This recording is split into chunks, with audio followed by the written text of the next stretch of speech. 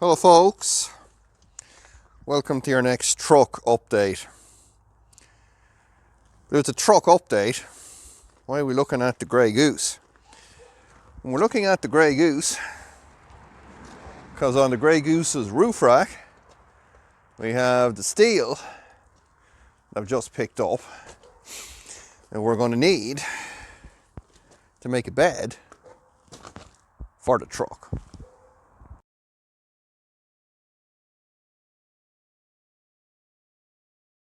Alrighty, so I got my steel off the car. I have lots of it here now, and I've laid out the very basic frame for the truck bed.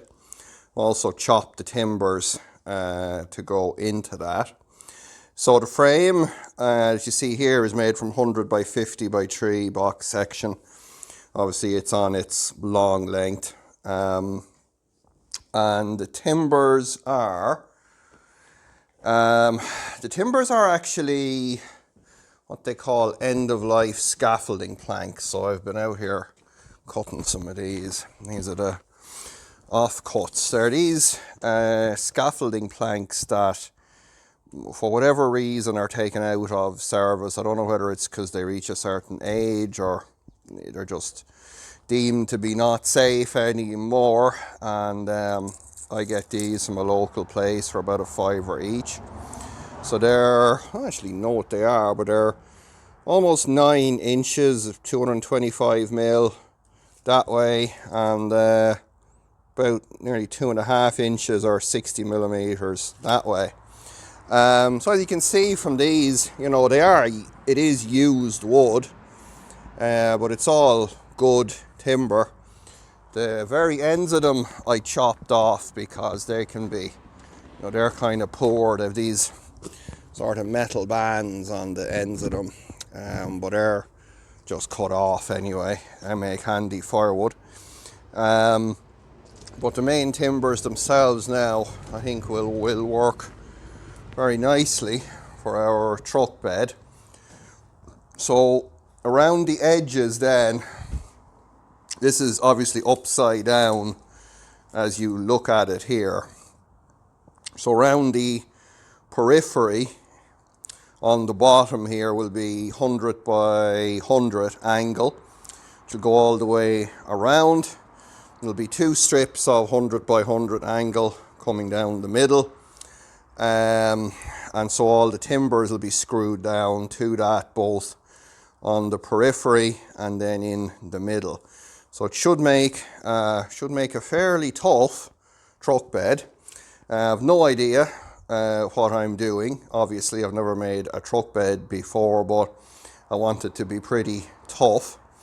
So I'm obviously studying the masters at this, being Greg and of course Pole Barn Garage.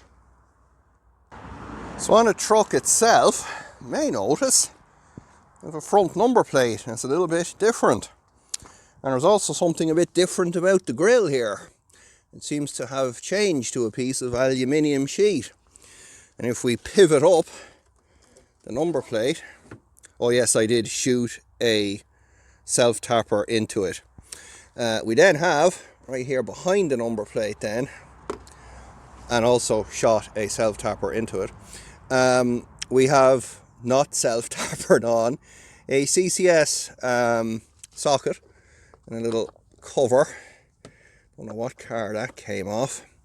So I'm going to be coming up with some kind of a mechanism. Obviously we can't leave the number plate like that. It wouldn't be safe. It wouldn't pass the CVRT anyway. So I'll have to come up with some kind of a 3D printing system for, you know, like a quick release or something like that. That's piece 4mm aluminium, tiger sealed in, so put that in place at the bottom grill, and that let us then in here to our charging socket is in here. Obviously the wiring is still in kind of development mode here. The reason for that being that I am currently integrating the heater into the truck. And the heater that we're using is an MG, I think it's from an MG5. But this little thing here, you know, fit in the palm of your hand. I've seen this up over 6 kilowatts so far. So I've been working on that, getting all the fancy plumbing work done there. We're using a Nissan Leaf. Again, don't mind the wiring, this will all be loomed up. Nissan Leaf coolant pump in here for running the heater coolant through the heater matrix.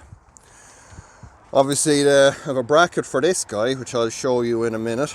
But we've got things, as I said, don't mind any of this, it's all just thrown in here at the minute. So that's kind of the front of the truck and the under bonnet stuff that we've been doing.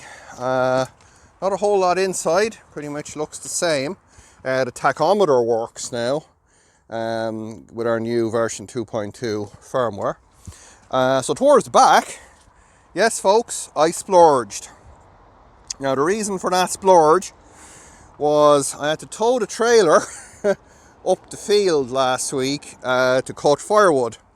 As you can see, just looking at the trailer, there was a slight mud problem, and the bald garbage tires that were on this didn't really want to grip the mud.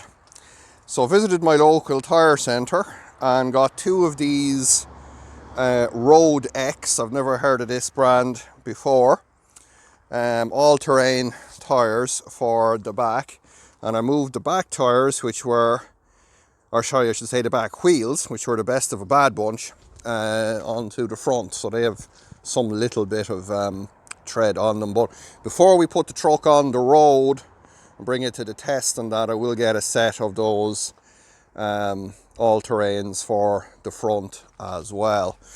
Anyone uses these or heard anything about them, do leave me a comment below, because this is what my local tire centre seems to stock. So if they're no good, I can get them to get me something else. So obviously our batteries in here, but round the back, yes, we now have, I don't know what you'd call it, a tailboard or a lighting board.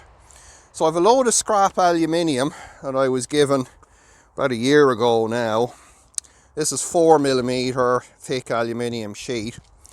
So the piece of this, I cut it to size to go on here, but it was kind of flappy. So I had a local metalwork company that has a brake press bend, just come in 50mm and give me a bend here, and 50mm and give me a bend there. It's made a kind of a Z shape in it. So that made it nice and strong. I have some 3D printed end caps that'll be going on that.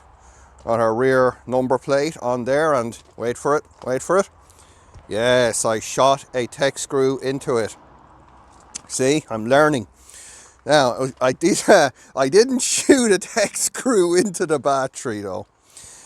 So, rear lights, I know probably folks won't necessarily agree with my choices here, but here's the logic. These are actually trailer lights. Got them from a online trailer parts shop, who are still haven't sent me the fancy, I don't know, some kind of twist on connector there that's supposed to go on these. So these are filament trailer lights.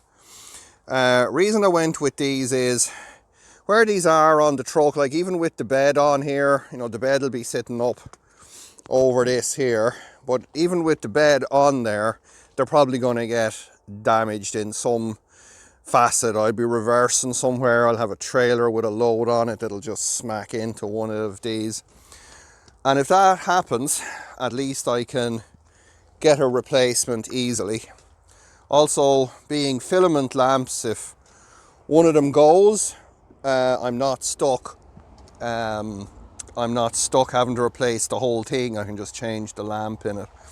So I didn't go with LEDs or anything fancy like that. So obviously, see, you had a bit of a mud problem there on the truck as well. Now the bed will come out over the wheels, So that'll act as a kind of a mud guard as well. And yes, don't worry, I measured the travel between the bump stop and the frame, and even if that was fully compressed down onto the bump stop, the wheels will still have tons of clearance between the top of the wheel and the truck bed.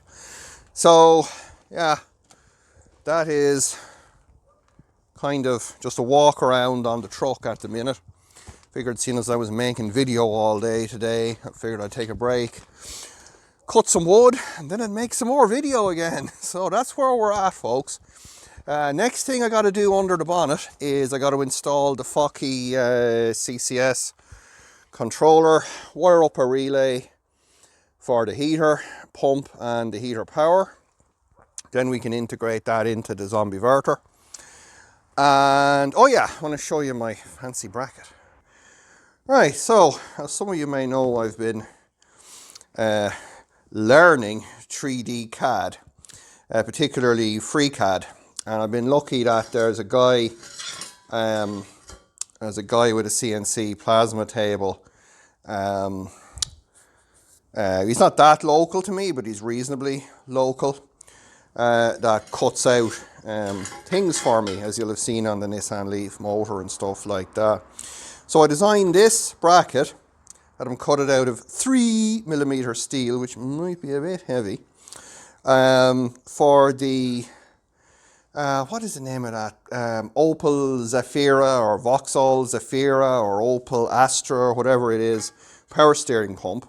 Because I got tired of making bespoke brackets all the time for this. And I looked around on the internet, and there's some people selling all kinds of fancy schmancy ones, but they're a bit expensive for a piece of sheet steel. And of course there's nothing open source, and that kind of annoyed me.